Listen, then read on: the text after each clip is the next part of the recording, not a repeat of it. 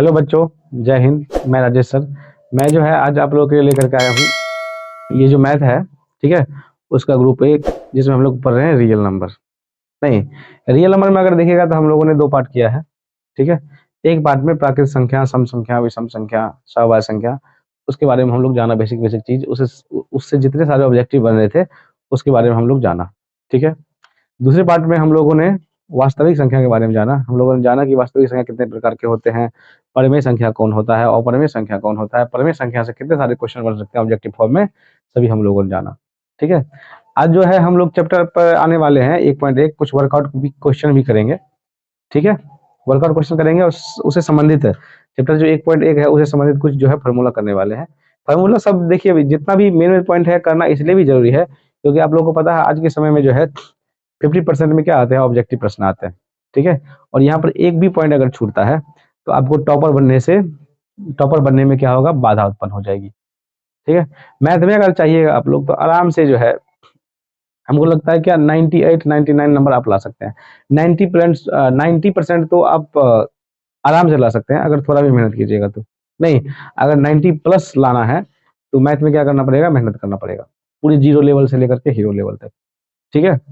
Zero level से hero level, मेरा कहने का तात्पर्य ये हुआ कि आपको एक एक पॉइंट को ध्यान में रख करके जो है पढ़ना पड़ेगा, ठीक है, तभी जा करके होगा। तो चलिए हम लोग ज़्यादा समय बर्बाद नहीं करते हैं और हम लोग आते हैं अपने सिलेबस पे। तो आज का जो सिलेबस है, सबसे पहले हम लोग पढ़ने वाले हैं यूक्लिड विभाजन परिमेय का, ठीक है।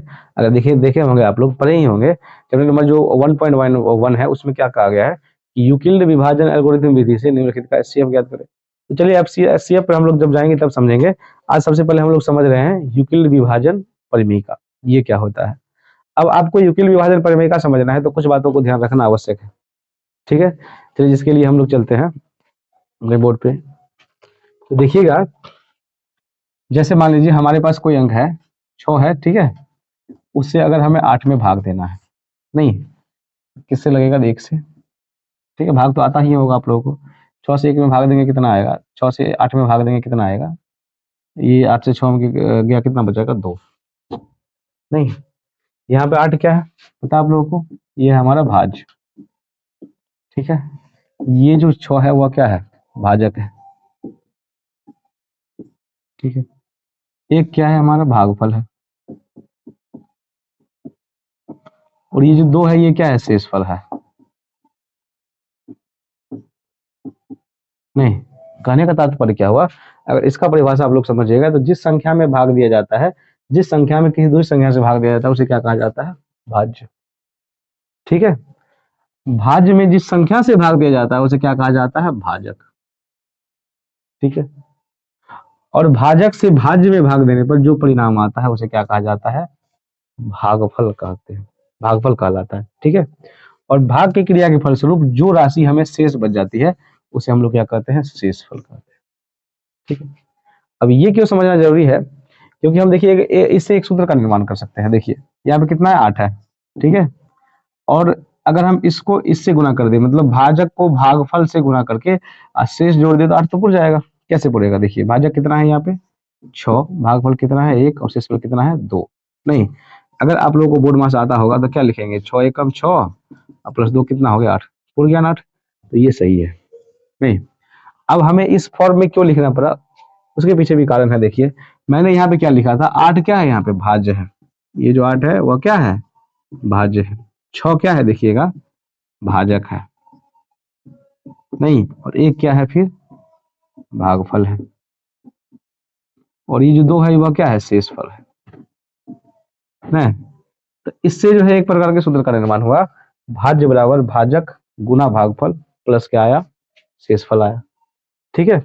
अच्छा, भाज्य को जो है हम लोग अगर संकेत में लिखे तो क्या हो जाएगा, ए, भाजक का क्या हो जाएगा देखिएगा, बी, भागफल का क्या हो जाता है, क्यू, और शेषफल का क्या हो जाता है, आर, ठीक है। कहने का तात्पर्य क्या हुआ, अगर हम इसको गुना कर दे तो क्या हो जाएगा, ए बराबर बी क्यू प्लस आर, ठीक है। तो यूक्लिड विभाजन परिमेय में हम लोग जो है आर का कंसेप्ट समझेंगे। ये जो सूत्र पढ़े हैं अभी, भाज्य बराबर भाजक गुना भागफल प्लस शेषफल, उसका कंसेप्ट समझते हैं हम लोग, ठीक है। तो चलिए अब हम लोग आते हैं, ये जो जितना हम लोग जितना बताए उसके बारे में हम लोग पढ़ने वाले हैं। नहीं। अच्छा, इसमें एक चीज समझना होगा, आर जो होता है वह क्या होता है, तो आर का मान देखिएगा हमेशा क्या होता है, यहाँ पर देखिए ये कितना है, 2 है, ठीक है, ये क्या है, 2 है, 2 का मान क्या होगा, नहीं, या तो 0 से क्या होगा, देखिएगा आर का जो मान है या तो 0 से क्या होगा, बड़ा होगा, ठीक है, यहाँ पे 2 क्या है, बराबर है, बड़ा है, या फिर क्या होगा, 0 के बराबर होगा। ऐसा भी होता ना कि मान लीजिए 6 होता तो 6 का काम 6 0 हो जाता, नहीं। और ये जो है हमारा भाजक, मतलब ये जो बी का मान है उससे क्या होगा पता है, छोटा होगा। इसे ही कहा जाता है यूक्लिड विभाजन प्रमेय का, ठीक है। कहने का मतलब आर का मान क्या होगा, या तो 0 से बड़ा होगा, नहीं, या 0 के बराबर होगा, या फिर बी से छोटा होगा। कहने का तात्पर्य क्या हुआ, ये जो हमारा शेषफल है आर है, नहीं, रिमाइंडर है, आर को रिमाइंडर कहा जाता है, ये जो मान है या तो क्या होगा, भाजक से छोटा होगा, और या 0 से बड़ा होगा, या फिर 0 के बराबर होगा, नहीं। यही है यूक्लिड विभाजन प्रमेय का। तो चलिए हम इसका परिभाषा जान लेते हैं। ये परिभाषा आपके दिख रहे होंगे स्मार्ट बोर्ड पे, अभी स्क्रीन बोर्ड पे दिख रहे होंगे, ठीक है। स्मार्ट बोर्ड अभी नहीं लगा है, बहुत जल्द लगने वाला है। चलिए हम लोग शुरू करते हैं यूक्लिड विभाजन प्रमेय का, ठीक है। ये क्या होता है उसके बारे में हम लोग समझने वाले हैं। देखिएगा यूक्लिड विभाजन प्रमेय का हमें बताती है, अगर हमारे पास, ठीक है, अगर हमारे पास 2 धनात्मक पूर्णांक ए और बी है, नहीं, तो ऐसे अद्वितीय पूर्ण संख्या भी संभव है जो ए बराबर बी क्यू प्लस आर को सिद्ध करती है, ठीक है। मैंने क्या कहा कि यूक्लिड विभाजन प्रमेय का हमें बताती है कि अगर हमारे पास, गौर कीजिएगा मैंने क्या बोला, नहीं, अगर हमारे पास 2 धनात्मक पूर्णांक हो, मैंने क्या बोला, धनात्मक पूर्णांक, ऋणात्मक पूर्णांक नहीं बोला, ये केवल धनात्मक पूर्णांकों के लिए ही होता है। अगर हमारे पास 2 धनात्मक पूर्णांक ए और बी है, तो ऐसे अद्वितीय पूर्ण संख्या भी संभव है जो ए बराबर बी क्यू प्लस आर को सिद्ध करता है, ठीक है। जहां जहां लिखा है आप, ठीक है, जहां ये जो है आर का मान होगा क्या होगा, या तो 0 से बड़ा होगा, या 0 के बराबर होगा, या फिर बी से क्या होगा, छोटा होगा, ठीक है। अर्थात एक धनात्मक पूर्णांक ए को किसी अन्य धनात्मक पूर्णांक बी से इस प्रकार विभाजित किया जाता है, नहीं, कि शेषफल जो प्राप्त हो वह क्या होगा, बी से छोटा होगा। एक बार फिर से समझिए, अगर एक धनात्मक पूर्णांक ए को, मान लीजिए हमारे पास कोई धनात्मक पूर्णांक क्या है, ए है, ठीक है, और उसे जो है किसी दूसरे धनात्मक पूर्णांक बी से अगर विभाजित किया जाए, तो वहां पर जो शेषफल प्राप्त होगा वह बी से क्या होगा, हमेशा छोटा होगा, नहीं। इसे ही हम लोग क्या कहते हैं, यूक्लिड विभाजन प्रमेय का कहते हैं। तो समझ में आया। तो परीक्षा में जो है एग्जाम, आपके एग्जाम में इस प्रकार से क्वेश्चन दे देंगे, ऐसे कोई भी क्वेश्चन दे दिया और पूछा बी का मान क्या होगा, तो देखिए बी का मान नहीं, मतलब आर का मान क्या होगा, तो या वहां पे देख लेना आर का जो मान होगा या तो 0 से क्या होगा, बड़ा होगा, या बराबर होगा, या फिर क्या होगा, बी से छोटा होगा, ठीक है। चलिए हम लोग जो है अब अगले पॉइंट पे आते हैं। हम लोगों ने यूक्लिड विभाजन प्रमेय का भी समझा, अब समझते हैं हम लोग जो है यूक्लिड विभाजन एल्गोरिथम, ठीक है, जिसे हम लोग कलन विधि के नाम से भी जानते हैं, ठीक है। क्या समझना है हम लोग को, यूक्लिड विभाजन एल्गोरिथम, जिसे हम लोग कलन विधि के नाम से भी जानते हैं, ठीक है। ये क्या होता है समझिएगा। कहता है यूक्लिड विभाजन एल्गोरिथम जो होता है, 2 दिए गए धनात्मक पूर्णांकों का एचसीएफ, नहीं, निकालने की यह क्या है, विधि है। कहने का मतलब यूक्लिड विभाजन एल्गोरिथम जो है, अगर 2 धनात्मक पूर्णांक हमारे पास है, अगर हम उसका एचसीएफ निकालते हैं, तो इसी को हम लोग क्या कहा है, हम लोग क्या कहते हैं, यूक्लिड विभाजन एल्गोरिथम, ठीक है। किससे एचसीएफ निकालते हैं, तो वही हम लोग जो सूत्र पढ़े थे, भाज्य बराबर भाजक गुना भागफल प्लस शेषफल का प्रयोग करके। कहने का मतलब क्या हुआ, भाज्य बराबर, नहीं, भाज्य गुना भागफल प्लस शेषफल। कहने का तात्पर्य क्या हुआ, ए बराबर बी क्यू प्लस आर का प्रयोग करके, ठीक है। और एचसीएफ कैसे निकालते हैं उसके बारे में हम लोग आगे पढ़ेंगे, नहीं। अब यहाँ पर देखिएगा यूक्लिड विभाजन एल्गोरिथम में एक तकनीक है, अगर पूछा जाए तो क्या निकालने की तकनीक है पता है आप लोगों को, केवल और केवल एचसीएफ निकालने की। एचसीएफ क्या होता है, हाईएस्ट कॉमन फैक्टर, ठीक है। एचसीएफ क्या होता है, देखिएगा आपका जो एचसीएफ होता है वह क्या होता है, हाईएस्ट कॉमन क्या होता है, फैक्टर, ठीक है। इसे हम लोग क्या कहते हैं हिंदी में, महत्तम समापन, क्या कहते हैं देखिएगा, नहीं, और शॉर्टकट में से क्या बोलते हैं हम लोग, मौसा बोलते हैं, ठीक है। इंग्लिश में शॉर्टकट में क्या बोलते हैं, एचसीएफ, नहीं, और हिंदी में शॉर्टकट में क्या बोलते हैं, सिर्फ मौसा बोलते हैं शॉर्ट फॉर्म में, तो कहने का मतलब क्या हुआ, यूक्लिड विभाजन एल्गोरिथम या फिर कलन विधि क्या हुआ, यूक्लिड विभाजन एल्गोरिथम में दो धनात्मक पूर्णांकों, नहीं देखिए यहाँ पर एक पॉइंट है, केवल दो धनात्मक पूर्णांकों का ही नहीं, अगर दो धनात्मक पूर्णांकों का एचसीएफ जो है हम लोग निकालते हैं उसे कहा जाता है यूक्लिड विभाजन एल्गोरिथम। तो क्वेश्चन परीक्षा में आया है, प्रीवियस क्वेश्चन में आप लोग देखिएगा एक बार भी क्वेश्चन आया है कि यूक्लिड विभाजन एल्गोरिथम एक तकनीक है, तो क्या ज्ञात करने की, मौसा ज्ञात करने की, महत्तम समापवर्तक ज्ञात करने की, एचसीएफ ज्ञात करने की, ये क्या है, एक तकनीक है।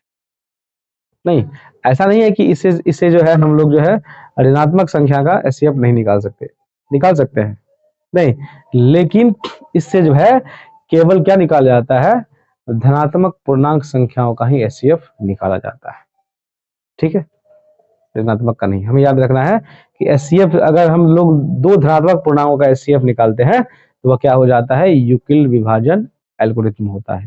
किसका प्रयोग करके, ये जो सूत्र पढ़े थे हम लोग, ए बराबर B Q plus R, Euclid विभाजन प्रमेय का प्रयोग करके, ठीक है।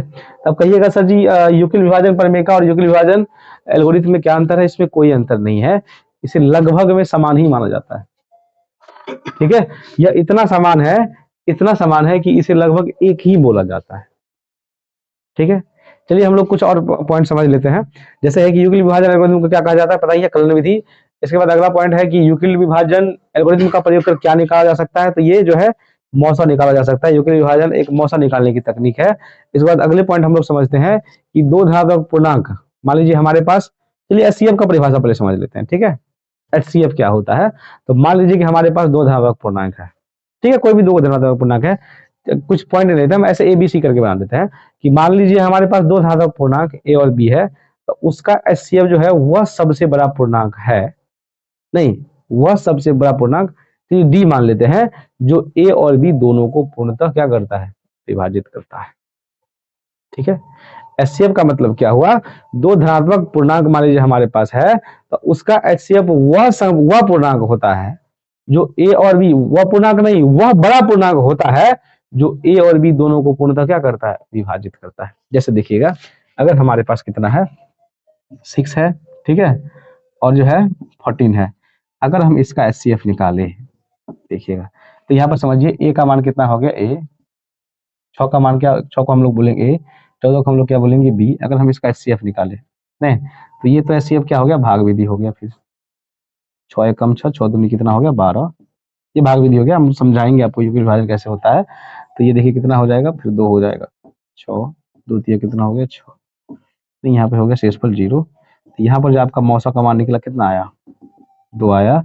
कहने का तात्पर्य क्या हो गया कि दो ऐसी संख्या है, दो वैसी बड़ी संख्या है जिससे इस 6 में भी भाग लगेगा और 14 में भी भाग लगेगा, नहीं, ठीक है, दो ऐसी संख्या है जिससे जो है 6 में भी भाग लगेगा और 14 में भी भाग लगेगा। तो यह हो गया आपका एचसीएफ का परिभाषा, ठीक है, समझ में आया आप लोगों को।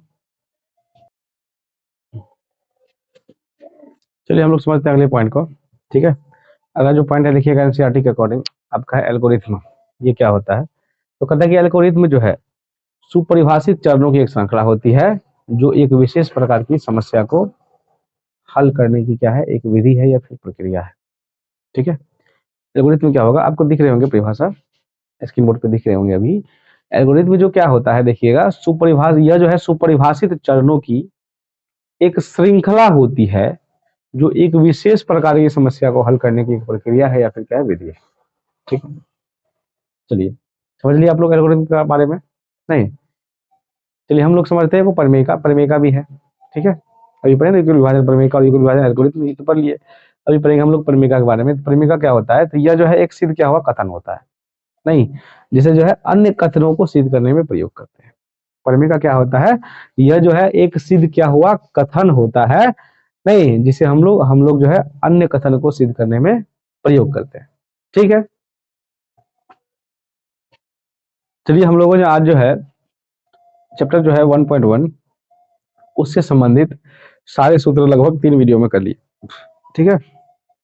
कल जो है हम लोग वर्कआउट क्वेश्चन करने वाले हैं। वर्कआउट क्वेश्चन मतलब उदाहरण क्वेश्चन। आप अगर आप एग्जाम में देखिएगा क्वेश्चन, ठीक है, तो वर्कआउट से बहुत ज़्यादा क्वेश्चन पूछ जाते हैं, हम लोग एक पॉइंट भी नहीं छोड़ेंगे। कल जो है हम लोग करने वाले हैं वर्कआउट क्वेश्चन, ठीक है।